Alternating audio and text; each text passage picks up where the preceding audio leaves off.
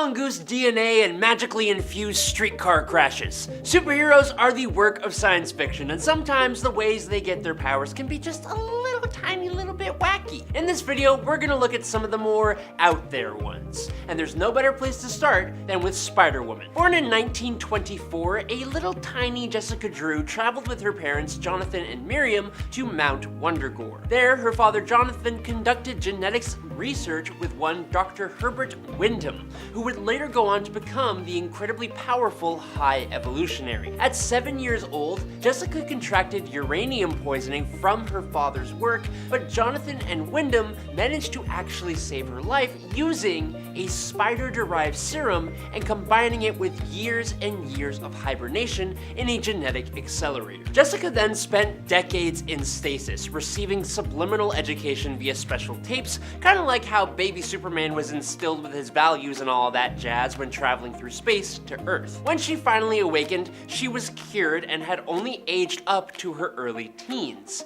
She also discovered that she now possessed superhuman powers as a result of the combination of the radiation exposure and the spider serum. But then, later, it was said that her actual origin was because of a failed experiment that exposed Jessica's pregnant mom to radiation, which managed to give Jessica spider powers when she was born. Either way, when she first showed up in comic books in Marvel Spotlight number 32, she had become an agent of Hydra and was sent on a mission to try and wipe out the director of S.H.I.E.L.D., Nick Fury. Luckily, he brought her to the light side. But moving on from Spider-Woman to something completely insane, Bob Frank and his father Emil were traveling through Africa when they both unfortunately came down with an extremely deadly illness. Needing a transfusion in order to save their lives, Emil made it a mission to find someone who would be willing to help them and to save Bob's life. Apparently, there was absolutely no one who could help them out. But then, to make matters so much worse, Bob also got bitten by a very deadly cobra. Bob was not having a good time. When that happened, a mongoose then just showed up and it introduced that snake to the afterlife.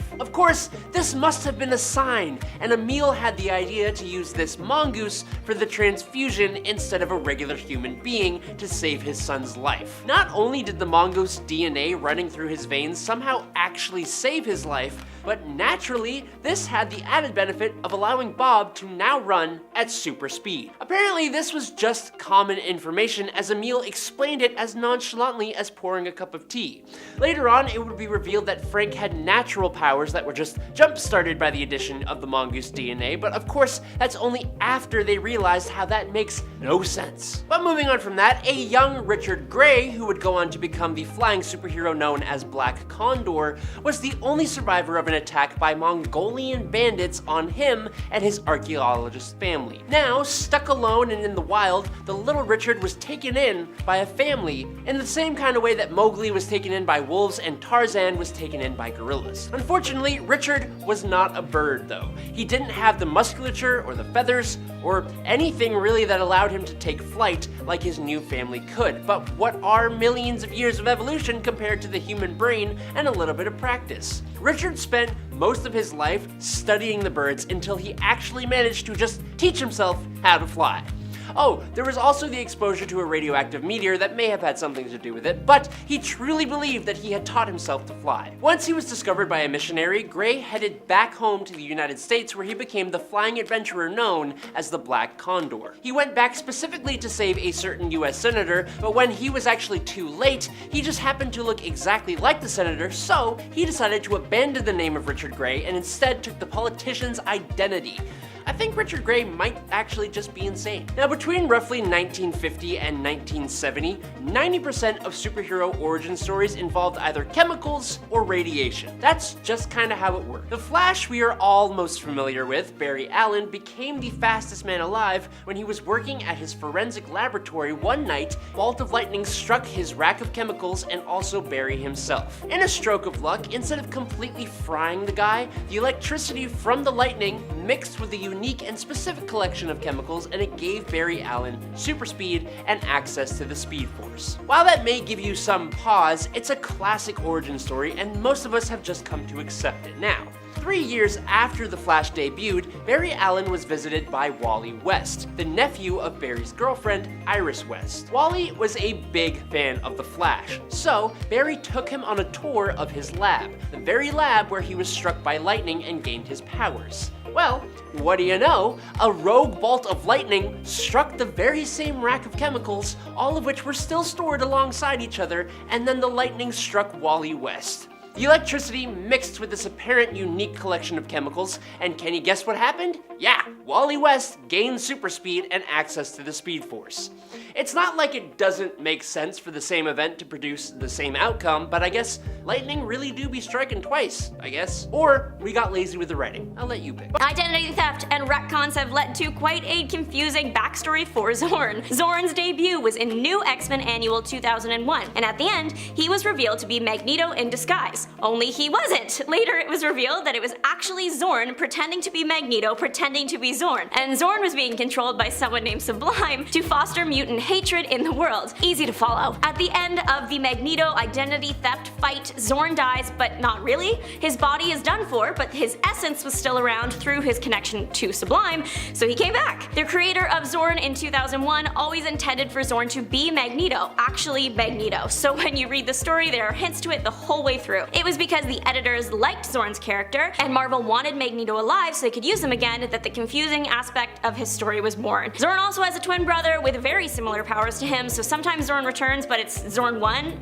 or it's not Xorn 1 and it's actually Xorn 2, it's a whole thing. Duela Dent's origin is confusing because she wants it to be. She is a pathological liar when it comes to her family tree. She is claimed to be the daughter of the Joker, Catwoman, the Riddler, the Penguin, Scarecrow, and Two-Face, and even more. She was first introduced as the Joker's daughter, but her last name is Dent, the same name belonging to Harvey Dent, or Two-Face. So now she is known as Two-Face's daughter for a while, until Robin figures out she's not the right age to be his daughter. She agrees and then just disappears. She appeared in the Teen Titans comic series, and she was planned to be revealed as a time traveler that gets reality warped one too many times and is driven insane. Unfortunately, we never got to see this as the comics were cancelled. Technically, Duela doesn't want to be a villain, but she does fight a lot of heroes and lies all the time. She was later revealed to actually legit be the daughter of another universe Joker and Three-Face, a female variation of Two-Face. Is this a lie? Maybe. You can literally never know what's real in these universes anymore. Turns out, neither can Duela. It's suggested that because her mind was warped so much, every time she switched Earths,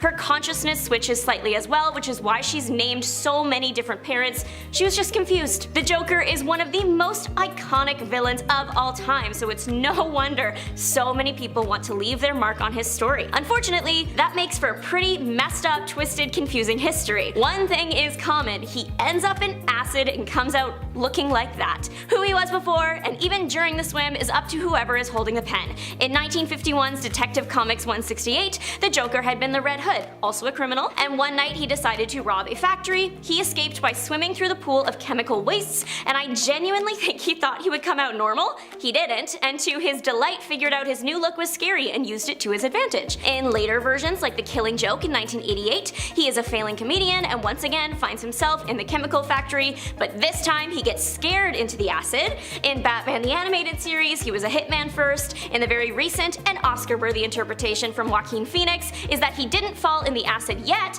His look is just makeup, and he has a neurological disorder that makes him randomly laugh. There is another movie coming up with Lady Gaga as Harley, so maybe the acid will make an appearance then too. Time for the big guy, the MCU's newest big bad wolf and my never-ending headache, Kang the Conqueror. One thing seems to generally stay consistent: every version of Kang starts out as Nathaniel Richards. Where Nathaniel comes from? We have options. There was a Nathaniel from Earth 616 that brought peace to Earth 6311 when he traveled there. This made him a big deal. He was known as the legendary benefactor. But he wasn't the Nathaniel native to the planet, so another Nathaniel was eventually born. This Nathaniel was maybe descended from the great benefactor himself, or Dr. Doom. This Nathaniel's history was messed up by another him, causing him to be a good guy for a while. Nathaniel grows up and is bored, so he tries travels back in time to Earth 616's ancient Egypt. His plans? Be king. Eventually, he tries to return home after losing some fights, but is caught in a time storm and transported ahead to the 40th century Earth 6311. The future is a mess, they are at war again, and the people have regressed into barbarians. Nathaniel has found the perfect group to take over. This is the first time he takes on the name Kang the Conqueror. He took his name and ran, conquering Earth 6311, that galaxy, and then trying to attack Earth 616. He wanted more power, but there was also a historical record that said that eventually a celestial Madonna was going to give birth to the most powerful entity ever, and Kang wanted to be their dad. This was the confusing origin of one version of Kang, but generally considered to be the base Kang, kind of. There are so many versions of him under a variety of names: Nathaniel, Kang, Immortus, Scarlet Centurion, Victor Timely, Mr. Griffin, Prime Kang, and Kang the Conglomerator. At number 10 is Calendar Man. So you think you've heard all the villain origin stories, huh? Well, have you ever met Julian Day, the Calendar Man? This guy's obsession with time and dates would make even the most punctual person seem laid back. He'd celebrate holidays like nobody's business, but his calendar fixation led to some serious mental unraveling. You see, he dabbled in a life of crime with a unique twist, pulling off heists tied to specific calendar dates. Batman, being the Caped Crusader he is, couldn't resist,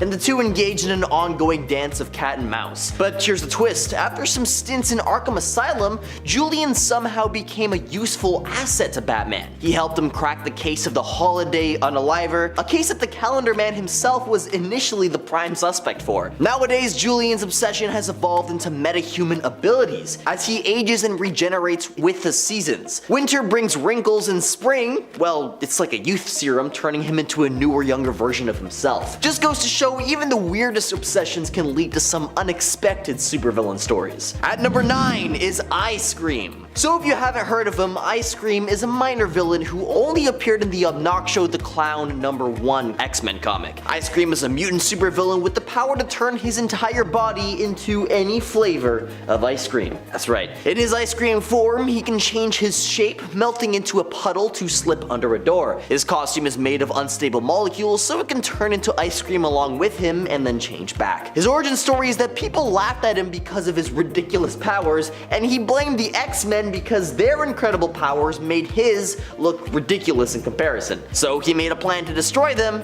so that everyone would respect him. He also made ice cream puns like lickety banana split and easy as pie a la mode, and at one point he even said curses like a typical cartoon villain. If you're enjoying the video so far, please support the channel by pressing like, subscribing to Top 10 Nerd, and ringing that notification bell. At number 8 is the Rainbow Rider. Roy G. Bivolo, aka the Rainbow Rider, is not your typical comic book villain. Growing up, Roy had dreams of becoming a famous artist, but there's a catch: he was colorblind. While other kids were out playing, Roy spent his time perfecting his craft, only to be met with disdain for his art due to his inability to see the true beauty of colors. But Roy's story takes an even darker turn. His father, an optometrist and optical tech expert, vowed to find a way to cure his son's condition. Tragically, he passed away before he could fulfill that promise. But before he could, Roy's father handed him a pair of goggles that he had been developing. These goggles had the power to emit solid rainbow-colored light beams, which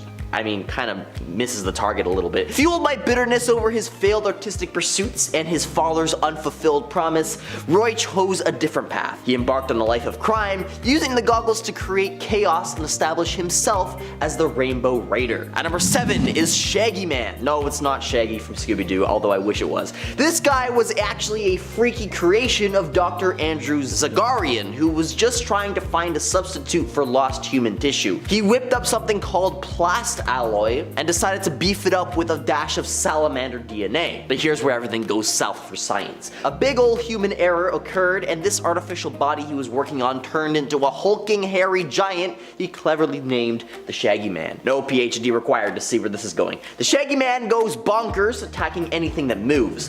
Plus, it can regrow any body part that it loses thanks to its salamander DNA. The Doctor was in way over his head and had to call in the Justice League for backup. But even then, those superheroes couldn't handle handle this monstrosity. But leave it to the Flash to come up with a genius solution. He tells the Doctor to create another Shaggy Man, and then they toss these immortal beasts into a deep pit where they're stuck battling each other for all eternity. At number 6 is Victoria Murdoch. The villainess known as the Asbestos Lady had a burning grudge against the original Human Torch. To face the fiery hero, she decided to deck herself out in a fireproof asbestos suit, making her nearly invincible to the Human Torch. But she craved more power and tried to strong-arm her scientist friend Fred Raymond into enhancing her asbestos abilities. The Torch kept a close eye on Raymond's home and thwarted her plans. Fueled by revenge, the Asbestos Lady caused a train wreck to off the Raymonds, but their son Thomas survived unscathed. She tracked his fire-resistant talents as he joined a circus act, but again, the Torch foiled her plans by melting her boots to the road. Then in 1947, her twin brother Murdoch met his end at the hands of the Torch and Toro. Asbestos Lady resolved to wipe them out, as she lured them into traps, inducing an asbestos-lined net,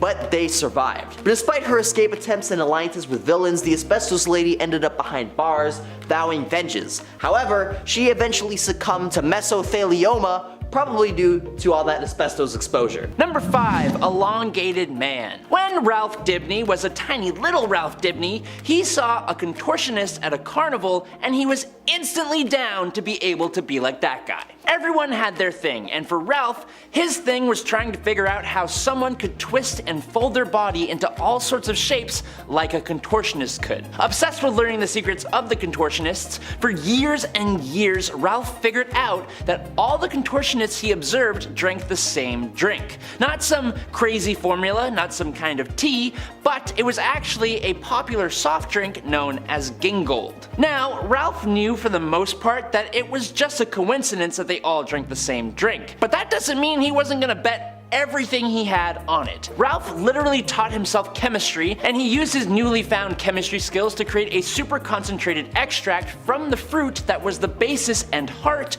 for Gingold, the Gingo fruit. And what do you know? The super concentrated extract allowed him to make any part of his body stretch to a ridiculous degree. What's that, I hear you say? Why yes, this does make no sense. Number 4, Flex Mentallo. The Doom Patrol is a unique team to say the least. Their whole thing is that their powers are weird enough that they were shunned, made fun of, etc, etc, and so they pulled together to make their own team. A bunch of them could make this list, but the one member who I think deserves to make it onto this list is Flex Mentallo. He first appeared in Doom Patrol Volume 2, number 35 in 1990, and was essentially created by another metahuman by the name of Wallace Sage. Wallace has the ability to take any drawing he makes and turn it into real life. With that power, he created Flex. Now, Flex himself was given the mysterious and kind of hilarious power of muscle mystery, which allows him to alter reality by flexing different muscles. For example, flexing his scalenus minimus, Flex has the ability to survive in the vacuum of space for an extended amount of time. His other powers include enhanced senses, mind control, precognition, reality alteration, superhuman durability, superhuman strength, and telepathy, all by flexing different muscles. Number 3, Puck. The Alpha Flight member known as Puck was at one point literally just a little person who pushed himself to turn his body into an almost perfect physical specimen, able to lift hundreds of pounds and fight as well as his fellow Alpha Flighters. But this was before his Alpha Flight days. He had tons of adventures and his pretty basic but mysterious backstory added to his likability. Now the dumb part came much later on when it was revealed that Puck was actually much older than he seemed and was not actually born as a little person. Apparently, Puck used to be 7 feet tall and was a mercenary and adventurer who was born near the start of the 20th century. As a merc, he was hired to steal the Black Blade of Baghdad, and he totally did it, but then it unleashed an ancient magical being known as Black Razor. In order to defeat Black Razor, Puck sucked him into his own body, becoming immortal in the process, but also losing half of his height and being trapped in the form of a little person. Why? I don't know. Number 2, Whizzer. Bob Frank and his father Emil were traveling through Africa when they both unfortunately came down with an extremely deadly illness. Now, needing a transfusion in order to save their lives, Emil made it a mission to find someone who would be willing to help them and to save Bob's life. Apparently, there was absolutely no one who could help them out. But then, to make matters so much more worse, Bob also got bitten by a very deadly cobra. Bob was not having a good go of things here, and when that happened, a mongoose then just happened to show up and it introduced that snake to the afterlife. Now of course, this must have been a sign, and Emil had the bright idea to use this mongoose for the blood transfusion to save his own son's life. Don't worry about how a mongoose and a human are completely different, he was going to save his son's life. Not only did the mongoose DNA running through his son's veins save his life, but naturally, this had the added benefit of allowing Bob to now run at super speed? Apparently though, this was just common information, as Emil explained it as nonchalantly as pouring a cup of tea. Later on, it would be revealed that Frank had natural powers that were just jump-started by the addition of the mongoose DNA, but of course, that's only after they realized how that makes no sense. And in at number 1 today is Leezle Pon. The Green Lantern Corps, actually every Lantern Corps really, has members of all different shapes and sizes. But what utterly baffles me personally is knowing that the Green Lanterns have a super intelligent, justice-seeking smallpox virus on their roster. Assigned to Sector 119, Leezle Pon wasn't really able to join the other Lanterns in team meetings on the Green Lantern world because this Lantern risked infecting all the others. Leezle Pon's partner in Sector 119 was called Remus. Now, I say was because Remus was a fatal victim of Despotellus, another sentient virus and also part of the Yellow Lantern Corps, the Sinestro Corps. Despotellus infected 85% of the planets in Sector 119, which caused the passing of Leezle's partner. Despotellus then went on to infect Guy Gardner. Now, wanting revenge for the attack on her sector and the loss of Remus, Leezle Pon was injected into Guy Gardner and then did battle with Despotellus inside of Guy Gardner, defeating and capturing the Yellow Lantern virus, who Leezle brought back to Oa for a Green Lantern doctor to work on a vaccine to wipe out Despotellus for good. And that's all I know about this character. At number 10 is Black Bolt. Black Bolt, aka Blackagar Boltagon, yup, that's his actual name, had an undeniably tough start. Exposed to the Terrigen mists while still in the womb, he gained a staggering power, a voice capable of toppling buildings and even obliterating entire worlds. His arrival into the world wasn't subtle. His mere cries crumbled the structure around him when he was born. But from the moment of birth,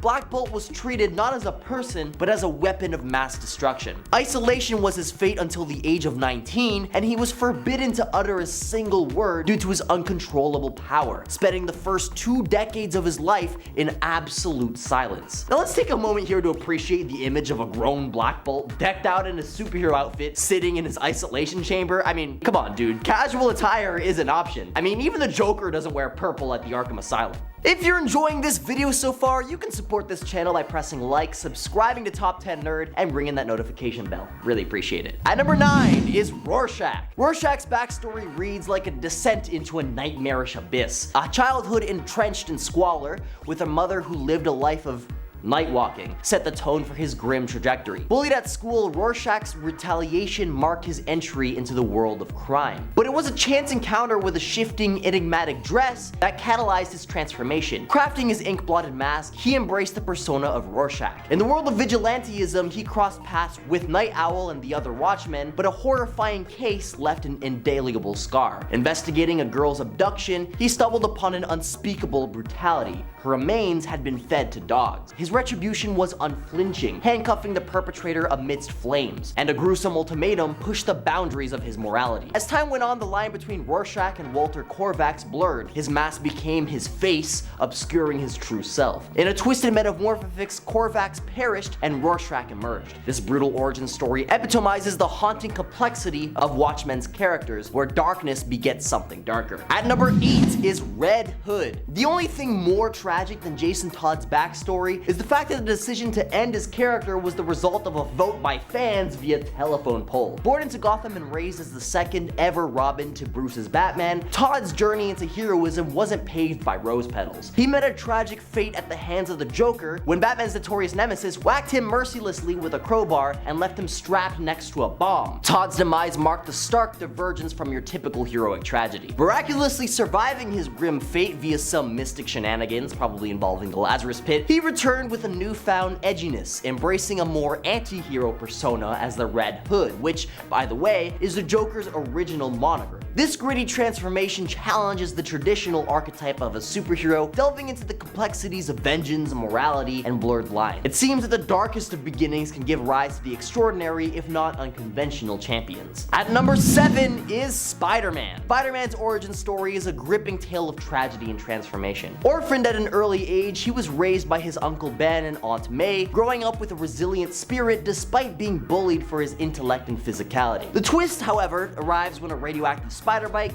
grants him superpowers, turning Peter Parker into the friendly neighborhood Spider-Man. But the heart-wrenching moments don't stop there. The weight of responsibility intensifies when Uncle Ben is eliminated, largely due to Peter's inaction. See, because he got ripped off after winning his wrestling gig, he didn't mind when the place got robbed.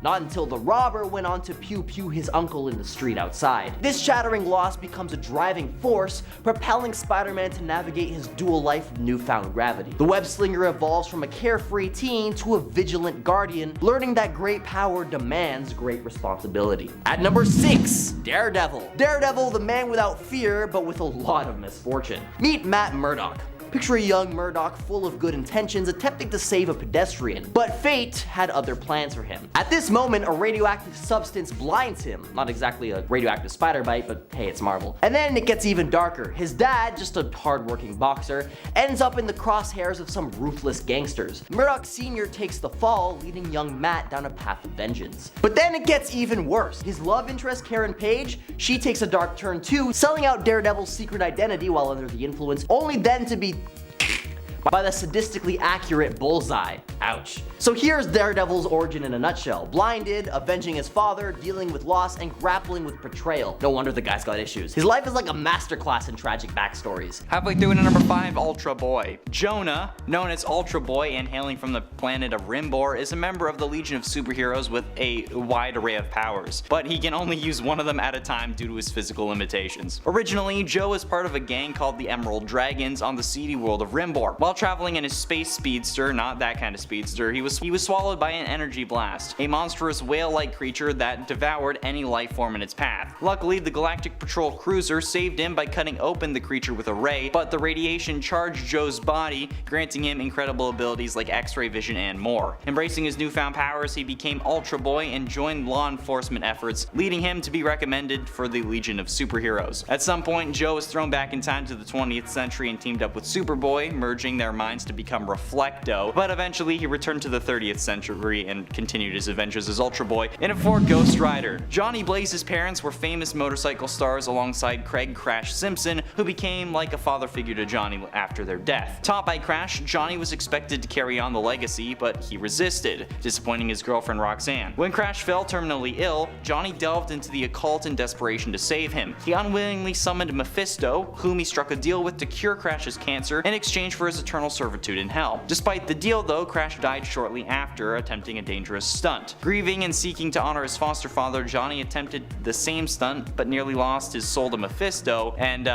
then he becomes Ghost Rider. Getting close to the end, in number 3, Fat Man the Human Flying Saucer. Van Crawford, a wealthy owner of hobby shops and a hobby expert, stumbled upon a crashed flying saucer one day. To show gratitude for his assistance, the shape-shifting alien inside granted Van a drink that tasted like a chocolate milkshake, but was actually the substance used by the alien's race to transform into saucers. Now, possessing that same power, Van adopted the persona of Fat Man and fought evil with his newfound abilities. Along the way, he gained a teenage sidekick of Tin Man, who could coat himself in tin because of magic, and Fat Man's adventures led him to become the temporary king of Octagonia, a title obtained by spending $25,000, oblivious to the actual nature of the acquisition. If you're gonna be called Fat Fat Man the human flying saucer and your only power is to turn into a flying saucer and you're other than that just rich? Weird. But ultimately in at number 2, Doorman. Dermar Davis, an ordinary American youth, experienced a personal tragedy when his mother passed away during his college years. After completing his education, Dermar responded to Dr. Immortal's call for costumed adventurers to form a team, leading him to join the Great Lakes Avengers. As a mutant with a remarkable teleportation ability, he became an invaluable asset to the team, providing them with stealthy entrances and surprising attacks by creating openings into almost any structure. And the reason that this is weird is because, like, yeah, sure, he's a mutant, but a mutant that can become a door? That's weird even by mutant standards. There's a dude covered in eyeballs, for God's sakes. Doorman is a class 10 teleporter, okay, and if you're confused as to what that means, his body is a portal to the Dark Force dimension, allowing for people or items to pass through him and walk through any solid object that the Doorman is standing against. When creating a door through an object, Doorman is often surrounded by floating black spheres that create an outline of his body and like on the opposite side of any object so they kind of know where they're coming through. But becoming a mutant that turns into doors?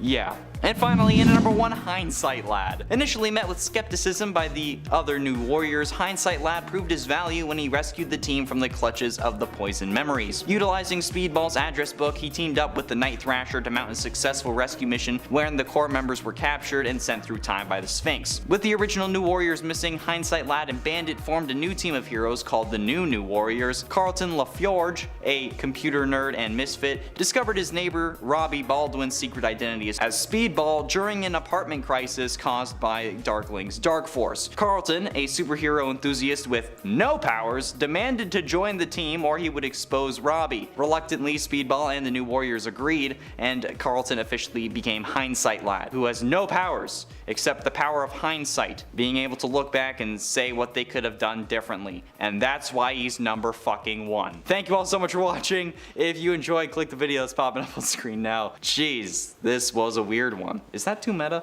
Kicking off the list at number 10 is Ultra Boy. This one is interesting, as you'd be totally forgiven for laughing at this character, but then you'd have to say sorry as you just insulted an incredibly powerful dude. Ultra Boy, or as he is known in his civilian guise, Joe Na, possesses many of the same superpowers as Superboy, including superhuman speed, strength, flight, stamina, breath, vision, and invulnerability, which he gained from being swallowed by a massive space energy beast, which is essentially a giant space whale, hence the biblical Jonah name. While he was inside the energy beast's stomach, the radiation inside altered Joe Na to give him superpowers. Now the only issue with Joe Na, and it's a big one, is that he can only use one power at a time. This means that if he wants to fly through space at super speed, he must wear a spacesuit to survive in the cold vacuum, or when using his power for super strength, he is not invulnerable and can therefore get tired, feel muscular pain, or even pull a muscle. Joe Na can switch these abilities almost instantly, but needs to make the conscious choice to do so, which honestly sounds kind of exhausting to me. I don't know.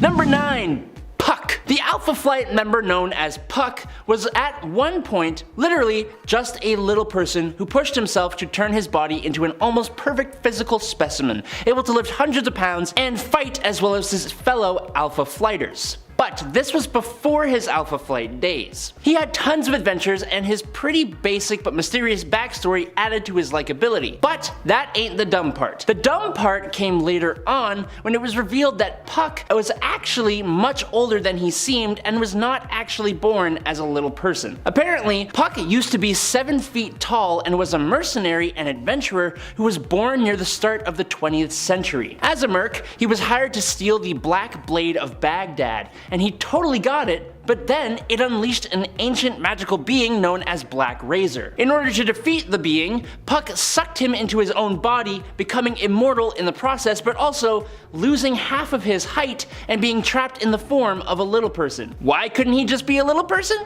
I don't know.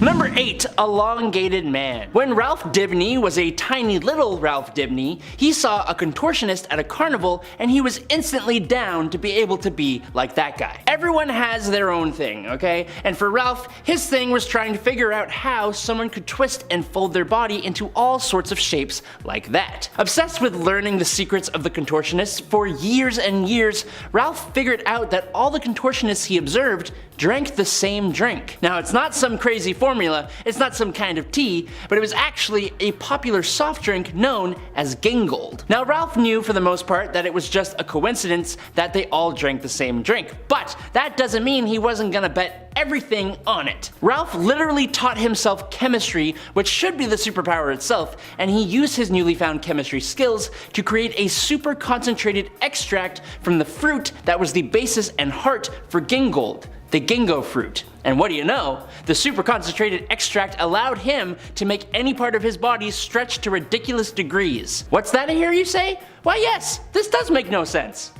Number 7. Wally West. Between roughly 1950 and 1970, 90% of superhero origin stories involved either chemicals or radiation. That's just how it worked. The Flash, we are all most familiar with, Barry Allen, became the fastest man alive when he was working at his forensics laboratory one night and a freak bolt of lightning struck his rack of chemicals and also Barry himself. In a stroke of luck, instead of completely frying the guy, the electricity from the lightning mixed with the unique and specific collection of chemicals, and it gave Barry Allen super speed and access to the Speed Force. Now, while that origin may give you some pause, it's a classic origin story and most of us has just come to accept it. Now, 3 years after the Flash debuted, Barry Allen was visited by Wally West, the nephew of Barry's girlfriend, Iris. Wally was a big Flash fan, so Barry took him on a tour of his lab, the very lab where he was struck by lightning. Well, what do you know? A rogue bolt of lightning struck the very same rack of chemicals, all of which were still stored alongside each other, and then the lightning struck Wally West. The electricity mixed with this apparent unique collection of chemicals, unique enough to have it happen twice, and can you guess what happened? Yeah. Wally West gained super speed and access to the Speed Force. It's not like it doesn't make sense for an event to produce the same outcome, but I guess lightning really do be striking twice, huh? Or we got lazy with the writing. You pick. Number 6. Black Condor. A young Richard Grey, who would go on to become the flying superhero Black Condor, was the only survivor of an attack by Mongolian bandits on him and his archaeologist family. Now, stuck alone and in the wild, the little Richard was taken in by a family of condors. In the same way Mowgli was taken in by wolves and Tarzan was taken in by gorillas. Unfortunately, Richard wasn't a bird. He didn't have the musculature or the feathers or anything really that allows him to take flight like his new family could. But what are millions of years of evolution compared to the human brain and a little bit of practice? Richard spent most of his life studying the birds until he actually managed to teach himself how to just fly. Oh, there was also the exposure to a radioactive meteor, but he truly believed he had taught himself to fly. Once he was discovered by a missionary, Grey headed back home to the United States, where he became the flying adventurer known as the Black Condor. He went back specifically though to save a certain US senator, but when it was too late and he just happened to look exactly like the senator, he decided to abandon the name of Richard Grey and instead took the politician's identity. I think Richard Grey actually just might be insane. Yeah. But while you're deciding on that, did you ever just randomly, accidentally drink a formula for creating super plastic thinking that it was soda instead? Has that ever happened to you? No, it probably hasn't. And if it did, you'd probably need to be rushed to the hospital. That's because we live in the real world. But in DC Comics, all logic just goes out the window. So when Chuck Tane mistook a super plastic formula for soda pop and downed the whole thing down his gullet, instead of needing urgent medical attention, he instead gained the ability to inflate himself to a ridiculous degree and bounce around with enough speed and velocity to actually make him incredibly efficient in combat.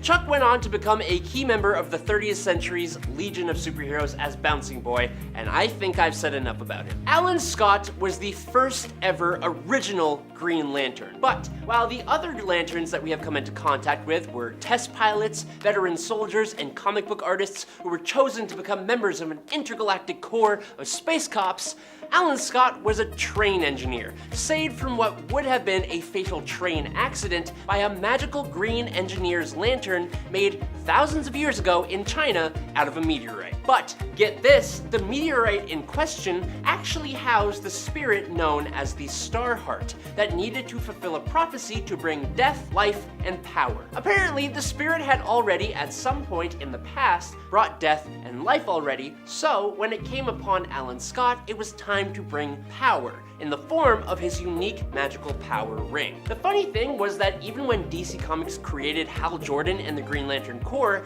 Alan's origins remained exactly the same. Only change came when Jeff Johns made it so that the Starheart used to be an experiment that the Guardians of Oa were unable to contain. As it made its way to Earth in the form of a meteorite to one day save Alan Scott, it took some inspiration from the Green Lantern Corps, seemingly influencing Scott to take the Green Lantern name. But the weirdest thing about this whole origin is that Alan Scott's main weakness is wood. What's up with that?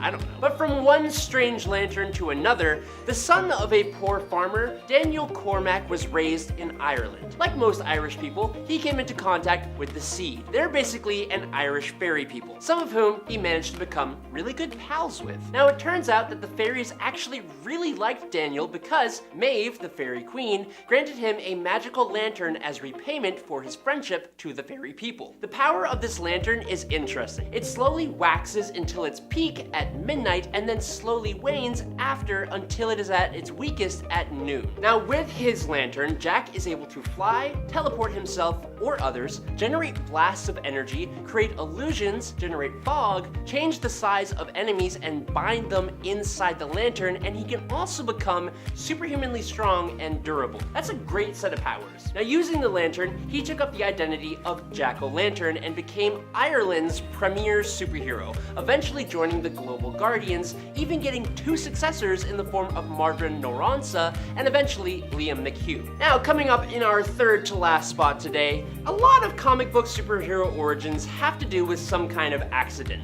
A freak lightning bolt, an interrupted gamma explosion, an alien plane crash, it's just how it goes. But for professional saxophone blower Johnny Domino, aka the Nightman, his mysterious abilities to hear evil thoughts, see at night, no longer require sleep, psychically control a length of rope, and produce lightning through a connection to Celtic magic, all came about when he was just driving his Miata through the San Francisco Bay Area and an out-of-control streetcar, which got hit by magic lightning, crashed into him. Johnny Domino ended up in a coma for several weeks, and when he finally came back to, boom, powers. Not a bad deal until you learn that the big old downside to all of his powers is that he is now a cannibal. Nightman needs to literally consume a broth consisting of a handful of human organs every couple of months in order for him to stay alive. Reading that made me nauseous. Also, the Nightman even had his own short-lived TV show, and if you haven't seen the intro for that show, trust me, you gotta check it out. And in for our runner-up spot today, when Ralph Dibny of DC Comics was a tiny little Ralph Dibny,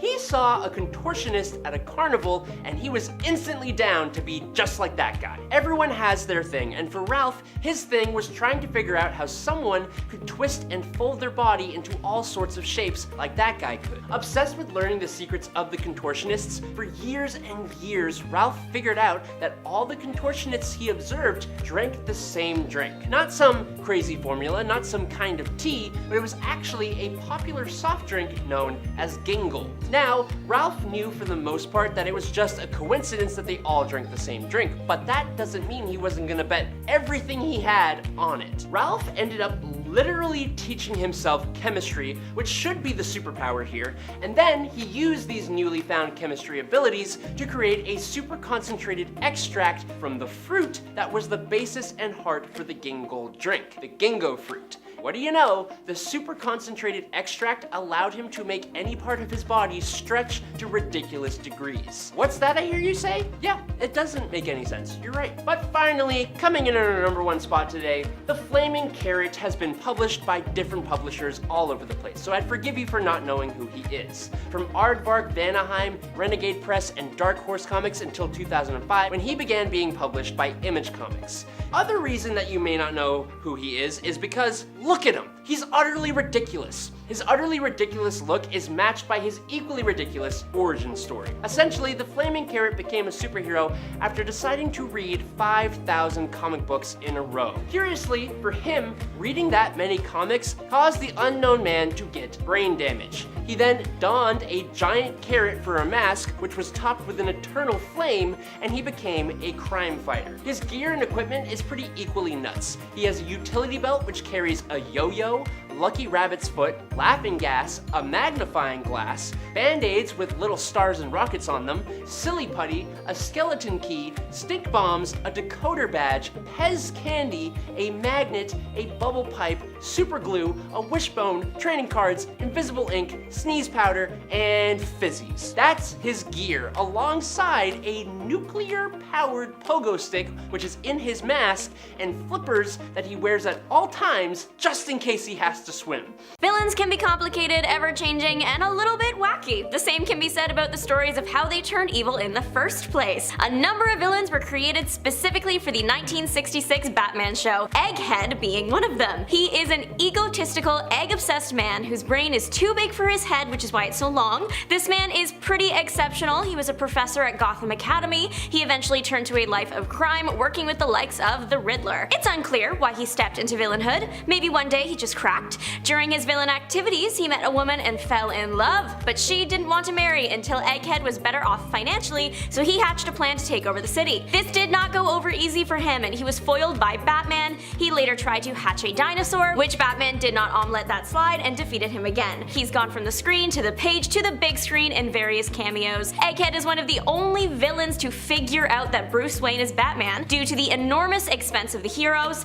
he used clues about Batman's mannerisms to make the connection. One of my personal irrational fears is that my atoms and whatever I'm currently touching's atoms will line up perfectly and I will be painfully fused into whatever that thing is. In our world, I know that's not scientifically possible, but in the Marvel universe, it seems to be. Maybe. In Spidey's Super Stories 8, Spider-Man encounters a man fused with a wall, making him the Wall. He was a regular kid until an accident at work permanently altered his being. The accident being an entire brick wall coming crashing down on him. It's not really explained how he fuses with the bricks, but the only semi-plausible reason I can think of is their atoms lining up, which hopefully they'll line up again and he can be freed. We only see him in Spidey's stories, but he was based on a character created for the Electric Company TV show. The Spidey Super Stories and the show went hand in hand. The show was designed to entice kids to practice speech and writing, as were the Spidey comics. Marvel provided Spidey to the channel for free, and he wasn't the only big name there. Morgan Freeman and Rita Moreno starred as well. As for the Wall, we don't see him again until a profile on the Marvel Strike Force website goes up. Batman's valet, Alfred, is a saint and deserves nothing but good things. So why did the creators of Detective Comics feel the need to crush him with a boulder, have his body kidnapped and experimented on, and brought back to life Frankenstein style, turning him into a villain wanting to kill his family? I don't get it. After the experiments are done on his near-dead body, his mind and body have been twisted into reverse, so all the love he felt for Batman and Robin is now hatred for Batman and Robin. The Outsider is a physically separate being from Alfred. Alfred is stuck in a coma-like state. In the final battle between the Outsider and Batman and Robin, Batman figures out how to get Alfred back to normal. The unfortunate part is that the Outsider is still inside Alfred and every once in a while comes out again. Marvel creates some interesting characters, like an elf hitman. His name is Melf, M-E-L-F, but his alias is Elf with a Gun, and that's it, that's what he is. It seems that he's part of a bigger group, Elves with Guns. We don't know where he's from officially, but the Elves with Guns are agents for the Tribunals, a force dedicated to preserving order in the universe. Melf was a weird guy. He would go around offing random people and he was never caught. He was only stopped because he was run over by a truck. His nephew Ralph then took up his undisclosed mission. However, if we look at him like he was working for the Tribunals, then maybe his victims weren't as random. This would be a great and easy to follow explanation for everything, which is why it has been disproven. Turns out the Tribunals were fake, and we are once again back to wondering why a killer elf was roaming the streets. The Phantom Stranger has led a lot of lives, literally. One might be canon now, but it's only a matter of time before someone else grabs a pen and messes with his history. His current origin in the New 52 story is that he was Judas, betrayer of Jesus, and that makes him one of the greatest sinners that has ever lived. Another is that he was a fallen angel who didn't pick a side during the Heavenly War. Another is that he was Isaac from the Bible story. Not exactly the same though. This time his son died because King Herod was looking for Jesus, and now Isaac hates Jesus and later can. Another is that he was spared during biblical times but didn't want to be, but the angels didn't want to let him in heaven, so he has to walk the earth alone forever. And the fourth is that he was actually one of the last remaining parts of our previous universe. At the final curtain, he approaches those studying the end and passes a part of himself onto a new person, so when the universe is reborn, they get a phantom stranger too. In addition to his many backstories, it is also up in the air as to whether or not he is a villain. To me, I think he started out as a villain. He did betray Jesus in at least a few of these, but later realized the error of his ways and became a sort of hero. Lots of people just choose to ignore many New 52 storylines, so I guess we'll just have to wait and see what sticks for Phantom. Phantom Stranger is now connected to a villain called Question, but that wasn't always the case. Question at one point was a character that was thought to be a supernatural power, thought to be because it was never made clear. One of the only things that is now considered canon about him is that he has committed a crime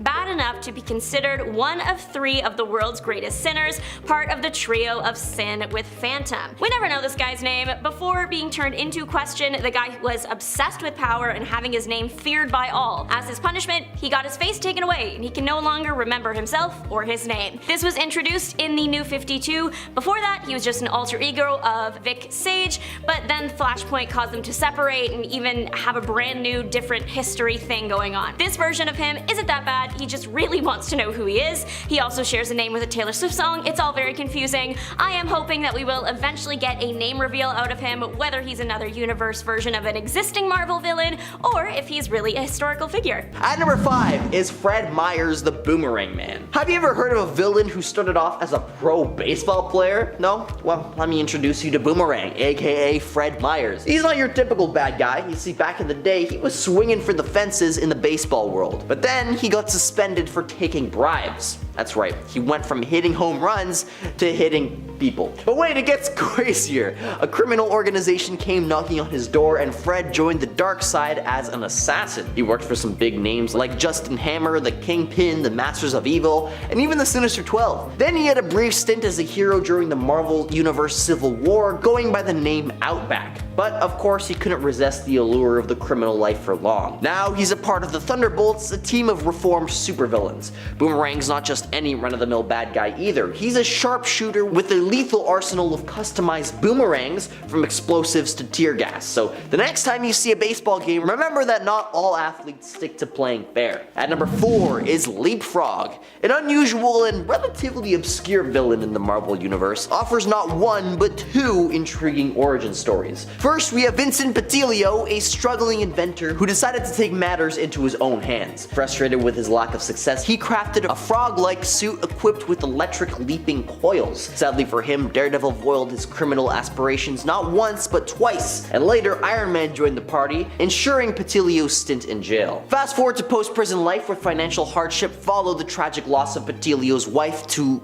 cancer. His son Eugene took up the mantle as Frogman, causing some father-son superhero drama. But then when the villainous White Rabbit resurfaced, Petilio went undercover to help the police, leading to a unique family showdown against the White Rabbit. Next was talk about Buford Lang, a bad dad who stumbled into a leapfrog costume. His encounter with Daredevil at a rooftop took a shocking twist involving his own son Timmy, who didn't want to see Daredevil hurt. This electrifying turn of events led to Lang's unfortunate demise until he was eventually resurrected, of course. Comic books. At number 3, meet the Sultan of Sauce, the Condiment King. If you've seen the Lego Batman movie or the Harley Quinn animated series, you've encountered this master of salvary savagery. In the Lego movie spin-off, he joined the Joker's gang attacking Gotham, and in Harley Quinn, he's Poison Ivy's Kite Man rival. Yup, the Condiment King is a real DC villain, though he's not exactly keeping Batman up at night. Batman the Animated Series introduced him where he fell under Joker's control, who made him wield condiments as weapons. Before his spicy turn, he was Buddy Sandler, a comedian brainwashed by the Joker to threaten people with ketchup and mustard at a fancy restaurant. In the comics, his real name was Michelle Mayo, a name that doesn't exactly command respect. But in Birds of Prey number 37, he concocted a poison that sent Blue Beetle, Black Canary, and Robin into anaphylactic shock. deliciously evil, am I right? At number 2, Clock King's comic history is a curious tale of obscurity turned cool. See, back in the 1960s, he made his debut in the world's finest comics number 111, a crook who really loved clocks. And well, that's about it. Over the next 2 decades, he only popped up a couple more times in some of the world's finest backup stories. One of those tried to give him a backup story, but it was really only a half-hearted attempt at best. However, the 1980s came to the rescue with the creation of the Injustice Gang. This group of largely forgotten villains, formed for laughs in the Justice League comics, breathed new life into characters like Clock King. But the real turning point for him was Batman the Animated Series. See, they took this obscure clock-loving crook and turned him into something awesome. The updated designs and new motivations struck a chord with fans, and suddenly, the Clock King was vogue. At number 1 is Polka-Dot Man. His mom was a scientist obsessed with superheroes, and she decided to take a leap into the unknown. See, she worked at Star Labs, and in her quest to turn her kids into caped crusaders,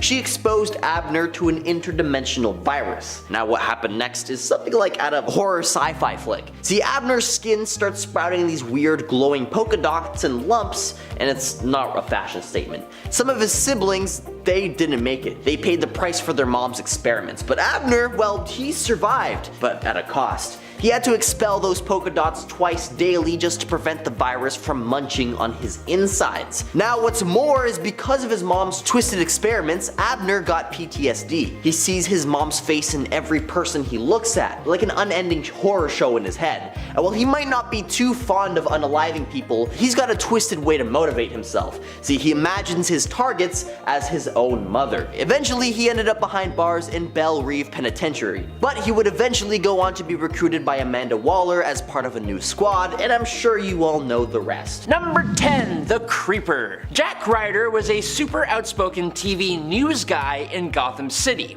Now on TV, he's the host of a show where he tries to stir the pot to get everyone talking about topics like super advanced medical science and nanotech. Ryder was doing some investigating into some new tech called nanocell therapy created by one Dr. Vincent Yates. He discovered an experimental mixture which enabled the body to regenerate from practically any injury of any kind. Unfortunately though, Jack tried to steal Yates' tech at the same time as a group of mobsters, and so to keep the tech safe, the good old doctor injected his last unstable sample of nanocells into Jack Ryder. Then, right after that happens, the gangsters grant Jack a one-way ticket to the afterlife and blow his head off. Now, most of us, well, we'd be lights out and game over by that, but thanks to the nanocells reacting with his body's chemistry, Jack is completely resurrected with the ability to turn into the Creeper, this bright yellow-skinned, green-haired madman with hypnotic intimidation powers,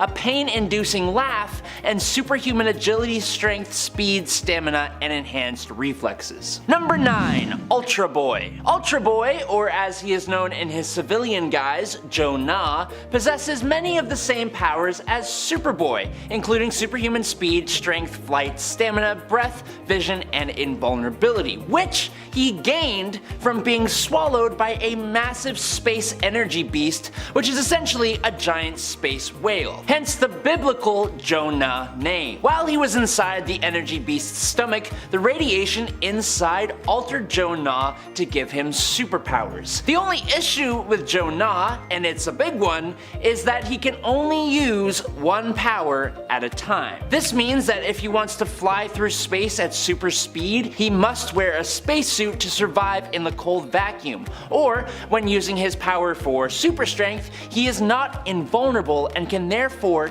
get tired, feel muscular pain, or even pull a muscle. Jonah can switch these abilities almost instantly, but he needs to make the conscious choice to do so, which honestly sounds exhausting. Number 8, Jack-O-Lantern. The son of a poor farmer, Daniel Cormack was raised in Ireland. Now, like most Irish people, Daniel came into contact with the Irish fairy people, some of whom he managed to become good pals with. It turns out that the fairies actually really liked Daniel because Maeve, the fairy queen, granted him a magical lantern as repayment for his friendship to the fairies. The power of this lantern is pretty interesting. It slowly waxes until its peak at midnight and then slowly wanes until it's at its weakest at noon. With his lantern, Jack is able to fly, teleport himself or others, generate blasts of energy, create illusions, generate fog, change the size of enemies, and bind them inside the lantern. And he can also become superhumanly strong and durable. Using the lantern, he took up the identity of Jack-O-Lantern and became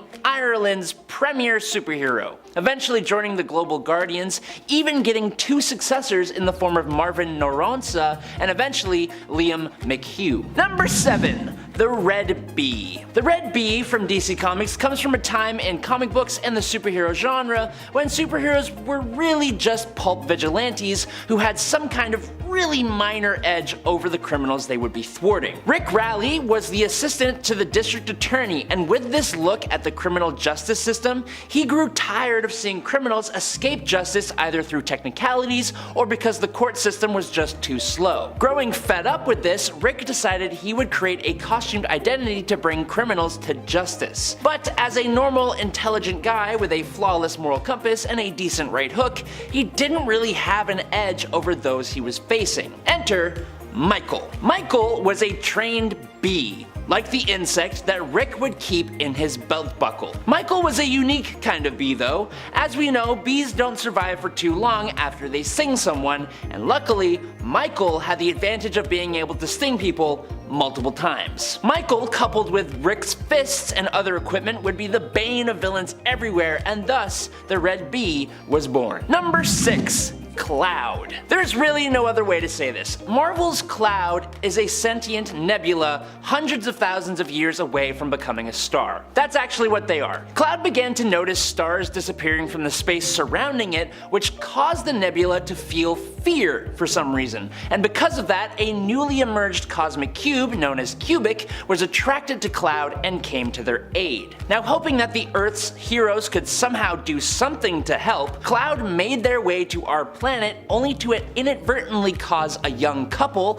Carol Faber and Danny Milligan, to get distracted while driving and crash their car. When Cloud attempted to help the couple, they tried to enter into their minds but were instead bombarded with the unique human psyche. For some reason, this transformed Cloud into a replica of Carol, with no memories of their former self. This made Cloud the perfect target for the Secret Empire, which is a cult-like offshoot of Hydra that then weaponized Cloud to suit their own nefarious ends before she was eventually taken on to the Defenders team. At number 5 is The Flash. You know, when it comes to superhero origin stories, we often expect a certain level of tragedy. But Barry Allen's tale took an unexpected twist. You see, back in the day, his mother's fate wasn't the driving force behind his superhero persona. No, she was just in a coma for a little while. But then Crisis on Infinite Earths happened, things got shifted around, and suddenly, Barry's life became a roller coaster of sorrow. Enter Flash Rebirth, where the writers decided, hey, let's pile on that trauma. Now, Nora, Barry's mom, didn't just fade away quietly. No, she was brutally...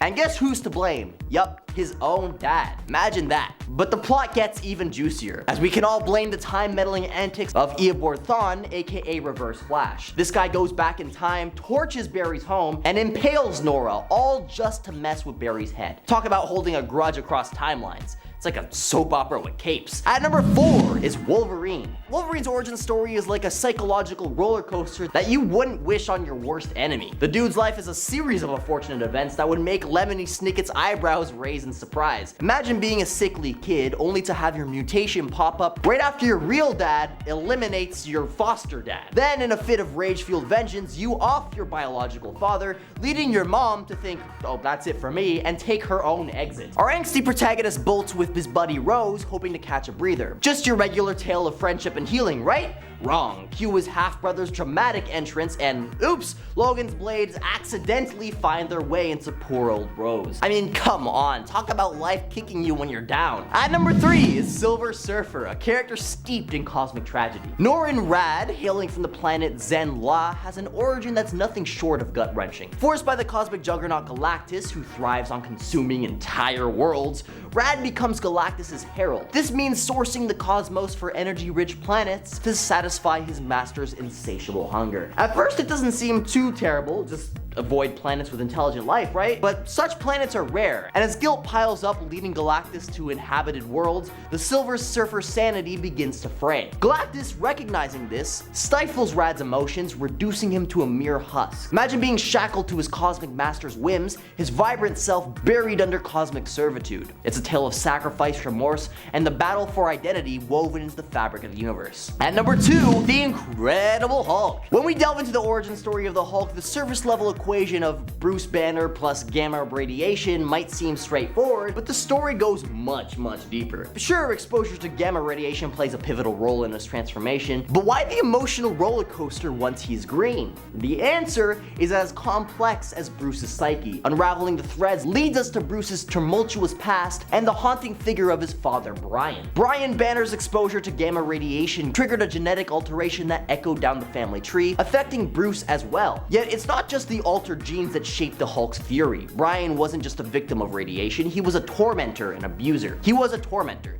His malevolent actions scarred Bruce's childhood. The emotional turmoil and the inability to control his anger stem from these deep-rooted traumas. The Hulk isn't just a product of scientific mishaps, it's the manifestation of the interplay between genetics and psychological wounds, a stark reminder that our origins can't be boiled down to a simple formula. And at number 1, Batman. Batman, the very mention of his name conjures up thoughts of darkness, brooding nights, and a city in need of a savior. But peel back the layers of his iconic persona and you'll uncover a profoundly tragic origin story that's etched into the annals of pop culture history and into every single one of his movies. Picture this, a young Bruce Wayne, innocent and wide-eyed, out for a faithful night with his parents. Suddenly, tragedy strikes in the form of a dark alley and the chilling sound of pew pew pew. His parents, pillars of hope, fall before his eyes, victim of this heartless act. The impact of that moment is immeasurable, and it carves a permanent scar in his soul. Now, despite being left with wealth beyond measure despite being left with wealth beyond measure and a loyal butler in the name of Alfred, Bruce is burdened with unrelenting emptiness. His life goal becomes an unending quest to rid Gotham of its malevolent underbelly, driven by an unwavering desire for justice and vengeance. The Bat was born from the ashes of that night, a symbol of the darkness that took so much from him and the light he aims to restore, proving that even in the harshest crucibles of fate, heroes can emerge with unyielding strength and unwavering determination. These stories serve as a testament to the resilience of the human spirit, the capacity to endure unfathomable suffering, and the power to transform adversity into inspiration. So the next time you witness a superhero soaring through the skies, just remember the incredible journeys that led them there. Journeys that we can hardly believe happened. In at 10, Matter Eater Lad. In his first appearance, Matter Eater Lad reveals his origins, sharing that the people of Bismol developed the unique ability to eat all matter as a means of survival when microbes rendered their food inedible. This adaptation granted them incredible strength and durability in his teeth and jaws, enabling him to bite and chew through even the toughest of substances, similar to Superboy Mon-El's abilities. Matter Eater Lad's mother is named Mitz Kem, and his father is Rahl, who surprisingly uses Tenzil's LSH stipend to buy groceries, as depicted in the Hapless Hero in Action Comics number 381, despite both being Bismolians. There was actually a person with this power in real life, if you can believe it. This dude would eat light bulbs and bolts and actually ended up getting eating a whole bike and a whole plane from what I can remember. He was called Mr. Eats All if you want to look him up. In at 9, Flaming Carrot. The legend of the Flaming Carrot begins with a man who, after reading an astonishing 5,000 comics in one sitting to win a bet, suffered brain damage and emerged as the enigmatic hero known as the Flaming Carrot. Somehow. Living in Palookaville, a neighborhood in Iron City, the Carrot has faced off against multiple alien invasions. He's thwarted a communist takeover, encountered flying dead dogs, battled the Man in the Moon, outwitted death itself, and even confronted a cloned army of Hitlers. Devoid of conventional superpowers, the Flaming Carrot relies on unwavering determination, incredible luck, and a unique brand of absurdity to triumph over his adversaries. Despite experiencing death and resurrection, including a detour in limbo, the Carrot's escapades persist. As a founding member of the Mystery Men, a group of blue-collared superheroes, Flaming Carrot's legacy has endured. Their story was later adapted into the 1999 film Mystery Men in a brief spin-off comic series, but Flaming Carrot doesn't actually appear in that movie. Characters like Mr. Furious, the Shoveler, and Dr. Heller do though, leaving the hero's origins and legend to thrive in their own extraordinary universe. In a Batman Beyond, Amanda Waller, director of Project Cadmus, needed a new Batman to continue the fight for justice, and saw genetic engineering as the solution. She created Project Batman Beyond by using Bruce Wayne's DNA to rewrite a male human's reproductive material, and found a couple in Gotham City with a psychological profile nearly identical to Bruce's parents, the McGinnises. Warren McGinnis was secretly injected with the nanotech solution, and a year later, Terry was born, with half of his mother's genetic material and half of Bruce's. To complete Terry's decision to become a crime fighter, Amanda planned to have that same trauma that inspired Bruce to become Batman to happen to Terry. After a night at the theater watching The Grey Ghost Strikes, Amanda and the Phantasm go to Terry's parents to kill them. However, the Phantasm refuses to go along with the plan and allows the McGinnises to escape and be unaware of what might have happened. Terry later on did actually become the new Batman, but hey, having your dad's genetic material rewritten with a crime fighter, yeah, I'm gonna say that that's pretty weird. And at 7, the Cloud. After joining the Defenders, Cloud struggled with understanding their true origins. Complicating matters, they developed feelings for their teammate Moondragon, who was subtly using telepathic signals to manipulate others. Cloud's confusion led them to shapeshift into Danny Milligan's form, hoping to be a more suitable form for Moondragon, but this adds to the mystery surrounding Cloud's identity and just life in general, because they are a freaking cloud that will shapeshift into naked humans. In time, Cloud regained their complete memories and led the Defenders on a space mission to prevent the Star Thief from harming their family, and with their memories restored, Cloud embraced their rightful place in the cosmos, finding clarity and purpose once again. Most recently, now preferring the pronoun they, Cloud reappeared as a member of Doctor Strange's New Defenders. While the Defenders were in the fourth cosmos, Cloud stayed behind and journeyed into the mystery. Cloud then encountered a new version of the Defenders as they were traveling through the mystery,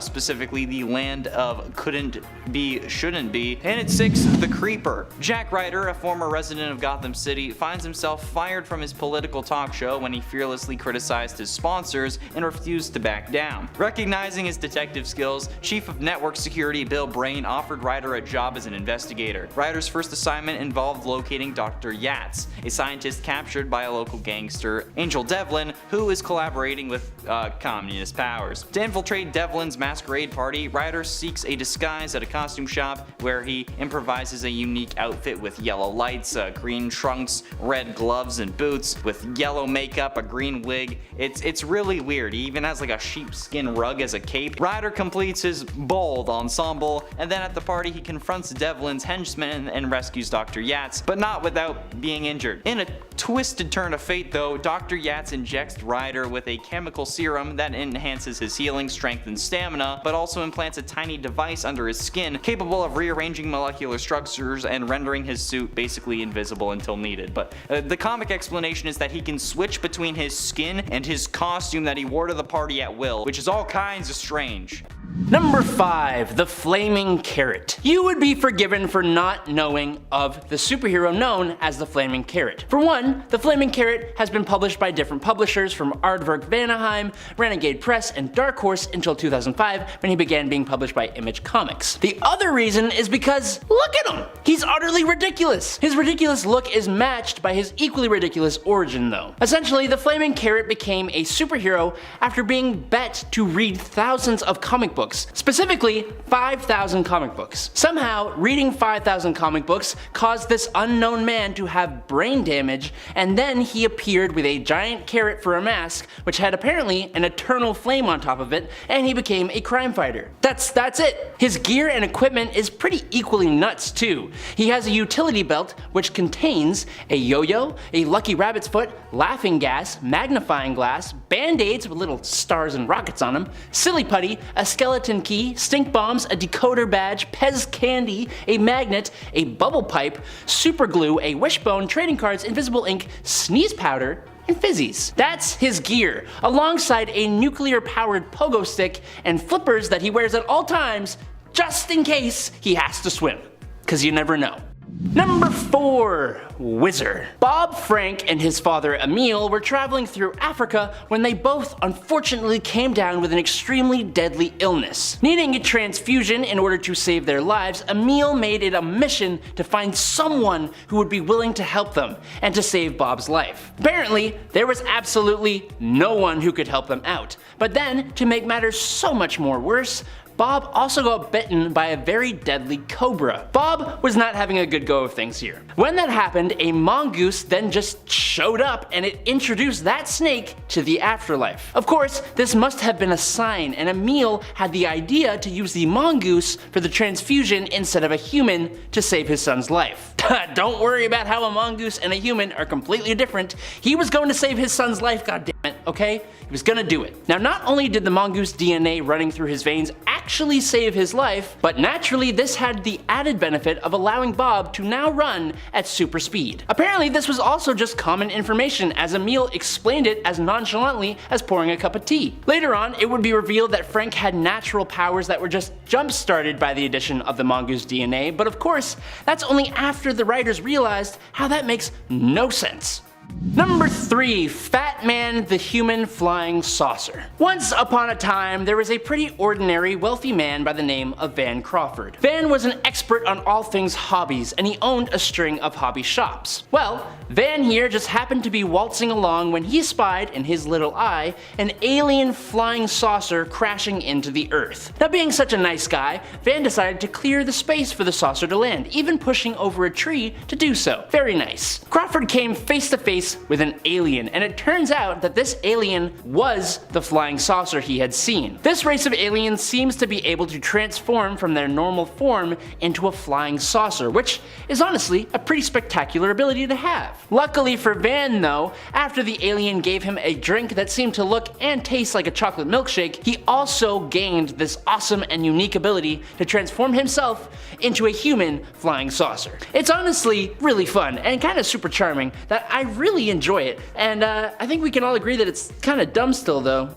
Number 2. Spider Ham. Hailing from a universe where all the Marvel characters are replaced with cartoon character animal versions of themselves, Peter Porker is Spider Ham, a pig. Peter Porker was actually born a spider named Peter, and he lived in the basement lab of May Porker, a scientist who had created the world's first atomic powered hairdryer. May Porker, using the atomic hairdryer, accidentally irradiated herself, and then she bit Peter the spider, which made him turn into an anthropomorphic pig just like her, only with the relative powers of a spider. In his premiere issue, he would go on to do battle with Hulk Bunny, created when Bruce Bunny was trapped in an arcade cabinet and bombarded with gamma radiation. I wish I was making this all up, I really do, but it's also kind of awesome. Spider Ham has most of the same abilities as 616 Spider-Man, only he has the rather unique ability called Spider Nonsense, which basically allows him to be more and more cartoony the more danger he is in, which is the perfect reason to have the wackiest nonsense happen